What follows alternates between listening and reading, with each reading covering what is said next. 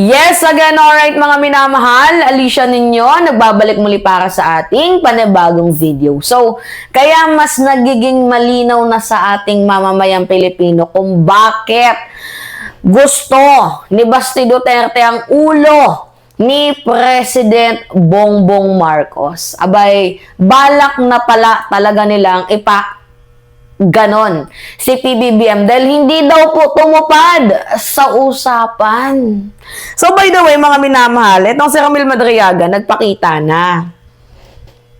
Yan yung kinakatakutan nila Vice President Sara Duterte, si Ramil Madriaga. Oo, tingnan nyo si VP absent na naman. Natakot sa presensya ni Ramil Madriaga. Pero yung kanyang spokesperson na si Michael Poa, nandoon. Ngayon, eto, sige, panoodin muna natin tong balita tungkol nga po sa kanyang mga sinulat na siyang ibinalita din sa inyo kahapon.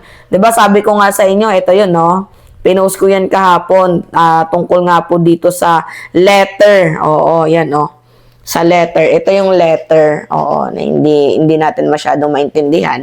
Pero ibig sabihin lang dyan, si Presidente ay hindi daw po tumupad sa usapan. Dahil hindi nga daw po siya tumupad sa usapan, siya daw po ay ipapaganon na lamang. Oo, kasi ang parang nagamit dito si PBBM dahil alam nilang malakas si Presidente at alam nilang mananalo. At itong si Sara sobrang malabong manalo sa pagka-presidente or baka mahati yung boto. So, sinabi nila na si PBBM na lang ang tumakbo.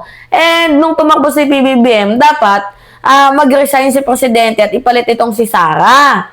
Ngayon, hindi daw tumupad sa usapan kaya gusto nilang ipaganon. Kaya pala itong si Basti Duterte hindi natatakot magsalita ng gano'n. Kasi plano na din pala talaga nila.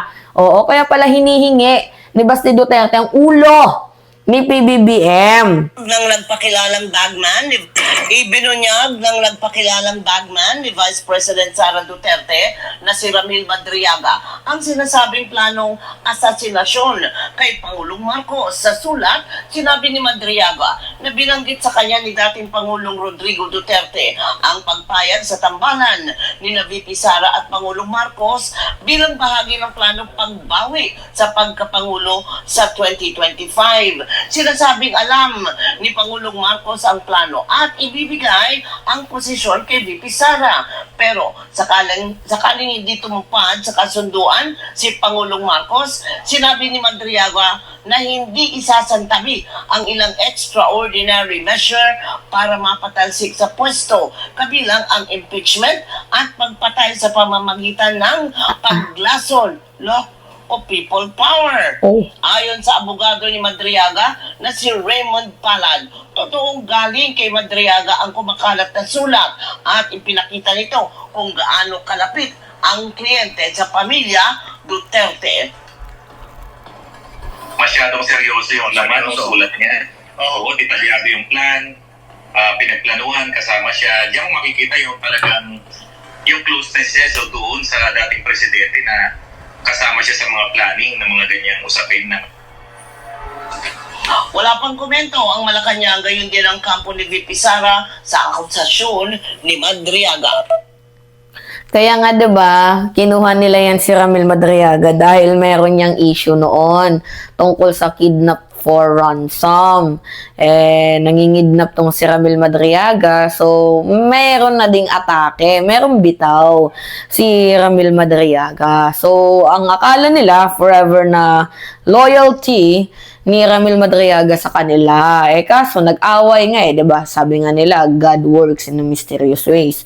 Nag-away si Harry Roque at itong si Ramil Madriaga. Ngunit ang kinampihan ni Sara Duterte, itong si Harry Roque, sabi niya, abay, kung ganito lang din naman pala, di ikakanta ko na lang kayo.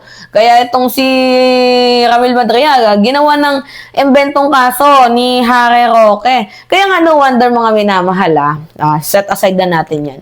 Kaya no wonder mga minamahal na ganun yung galit ng mga Duterte kay PBBM. Kasi hindi daw sumunod itong si Presidente.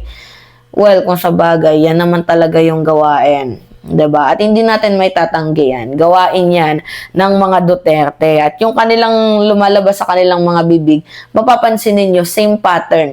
Puro pananakot, puro accusation, 'diba? Mga minamahal, parang sindikato. Oo, sa pamamagitan ng paglason, grabe yun. Ano yun, yung ginawa lang din ni Maharlika sa kanyang asawa, yung opioid, yung pinanlason, 'diba? Diyos ko, tapos gusto din nilang gawin kay Ramil Madriaga. Oo, habang nandun siya sa tawag dito, sa kulungan, lasunin din. 'Di ba? Siguro kaya ata nila pinapapatay itong si Percy Lapid din. Abay dahil may binubunyag din sa mga Duterte. 'Di ba? Ganun sila kasama, mga minamahal. Kaya ito ata yung sinasabing Plan A, Plan B, Plan C.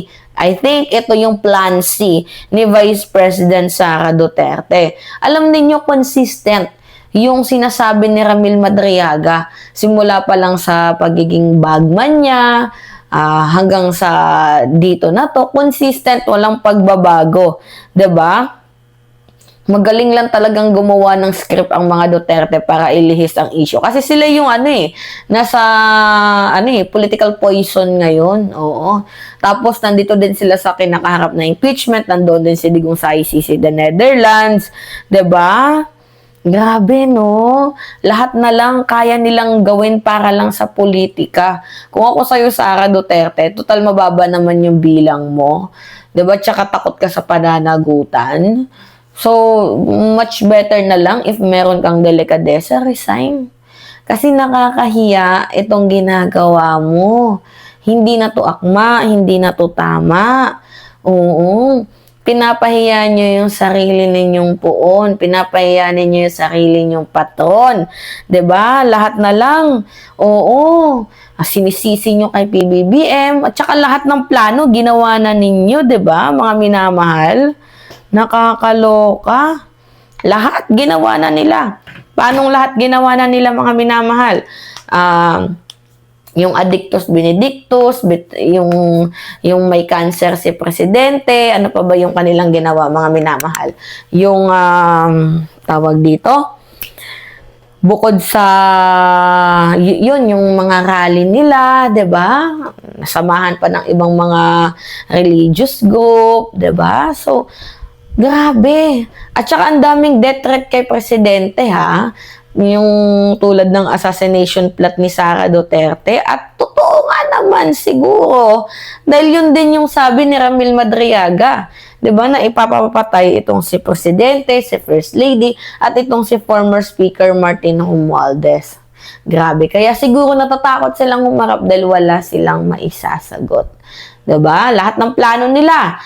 Yung pabagsakin si Speaker Bogie D, hindi rin natuloy.